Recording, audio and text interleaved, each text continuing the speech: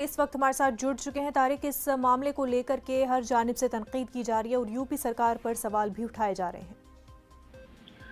मुनज़्ज़ा, बुनियादी बात यही है कि देखिए, बार बार मुतालबे किए गए, बार बार आवाजें उठाई गई, लेकिन कोई असर नहीं है। और अब जो किसानों की तशवीश है वो यही है कि आखिर इसका असर क्यों नहीं है। तो ये बहुत सारी चीजें ऐसी हैं जो इंसानों को और किसानों को बहुत कुछ सोचने पर मजबूर करने लगी हैं। अब इलेक्शन बहुत करीब है उत्तर प्रदेश का, और इसका असर होना चाहिए था, लेकिन हुकूमत की मुसलसल खामोशी और अपनी तमाम बातों पर कायम रहना, और बुनियादी बात यही है कि मुतालबात को नजरअंदाज करना। मुतालबात भी किसानों के मुतालबात, जो अन्नदाता है जिसके ऊपर बहुत बड़ी मुआशी जिम्मेदारी होती है, वो तमाम तर एक पूरा मुआशी निज़ाम उसके ऊपर मुनहसिर होता है। तो उन तमाम सबके मुतालबात को नजरअंदाज करना, ये अपने आप में बहुत तशवीशनाक है। अच्छा, एक तो ये है कि मुतालबात नजरअंदाज किए गए, दूसरी बात ये है कि उसके बरअक्स इक़दाम किए जा रहे हैं और कोई सुनने वाला नहीं है। तो आखिर ये जो नशा है या ये जो पूरा सिस्टम है, इसको कौन ब्रेक करेगा, या हुकूमत ने क्या सोच रखा है? और तो ये तमाम चीजें बहुत कुछ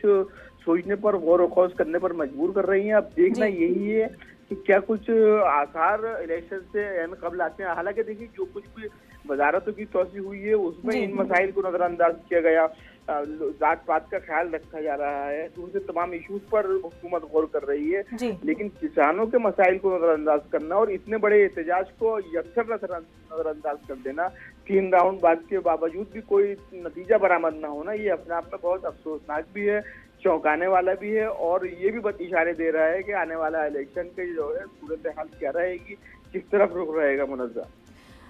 तारिक अमर, इस हादसे को लेकर के योगी सरकार का रुख किस तरफ, कैसा दिखाई दे रहा है, कैसी कार्रवाई किस तरह से की जा रही है? देखिए, अभी तक कोई वाज़ेह ऐलानात नहीं है, और बात यही है कि जैसा कि आपने दिखाया है नाज़रीन को, अभी सुनवाया भी है आपने, तो अब जब तक इंतजामिया की सतह पर, हुकूमत की बाकायदा कोई जिम्मेदार वज़रा की सतह पर खुसूस किसानों के हवाले से कोई मुआवजे का ऐलान ना हो, या मतलब जो हुआ है उस पर अफसोस का इजहार ना हो, तो ये तशवीश में मुब्तला कर देने वाली बात है। लेकिन उम्मीद जरूर की जा रही है कि हाँ, इस बार में चाहे वो वजीर आला हो या दूसरे वजीर हो, अहम वजीर, वो कुछ सामने आए और कुछ ऐलान करें। अब देखना यही है कि किस अंदाज की पेशरफ हुकूमत की सतह पर की जाती है, क्या कुछ दिलासा दिया जाता है, मुआवजे की बात की जाती है, नहीं की जाती है। दूसरे तमाम तरफ जो ऐसे केसेस सामने आते हैं उसमें हुकूमत ने बड़ी इमदाद की है और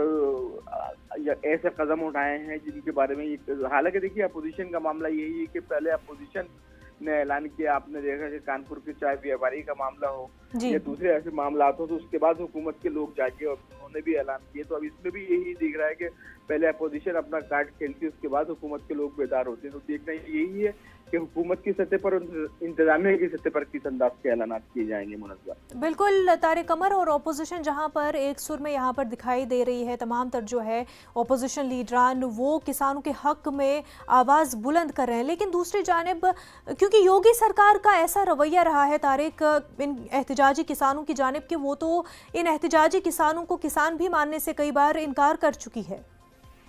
देखिए, मैंने जैसा कि अभी कहा मुनज़्ज़ा कि पहले अपोजिशन किसी भी मामले को उठाता है, उस पर तनकीद शुरू होती है, और जब तनकीद अपने हद से तजावुज़ कर जाती है तो हुकूमत के लोग बेदार होते हैं। तो देखिए, ये जो एक रवैया है, ये कहीं ना कहीं इशारे दे रहा है कि किसानों की कोई अहमियत उनकी नज़र में नहीं है, या वो अपने हिसाब से हुकूमत चलाना चाहते हैं इस पूरे निज़ाम को, क्योंकि एक तवील अरसे से तमाम तर चीज़ें चल रही हैं, बातें होती हैं, और आपने देखा कि एक वक्त था कि अपोजिशन भी खामोश थी और हुकूमत भी खामोश थी। लेकिन अब ये जरूर हुआ है गुज़िश्ता 3 माह से कि अपोजिशन बेदार होती है, अपोजिशन मुद्दों को सामने लाती है, लेकिन उस पर हुकूमत की जानिब से कोई पेशरफ्त नहीं की जा रही है। तो अब ये जो रवैया है, ये तो देखते, अब इसमें ये भी नहीं कह सकते कि आखिर इन्होंने सोच कर रखा है, क्या मसला है। लेकिन अपोजिशन का मानना यही है कि ये डिक्टेटरशिप वाला मामला है, और इनको ये है कि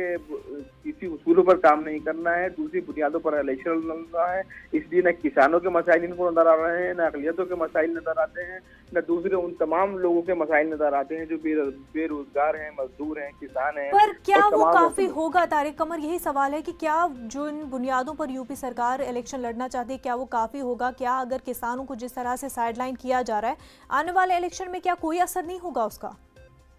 देखिए, जहाँ तक एक ग्रुप का ताल्लुक है, सोशल ग्रुप का ताल्लुक है, अपोजिशन का ताल्लुक है, मीडिया का ताल्लुक है, तो सब लोग यही मानते हैं कि असर होगा और बहुत बड़ा असर होगा। लेकिन होता क्या है कि बरसर इक़्तिदार जमात के अपने कुछ तरीके होते हैं,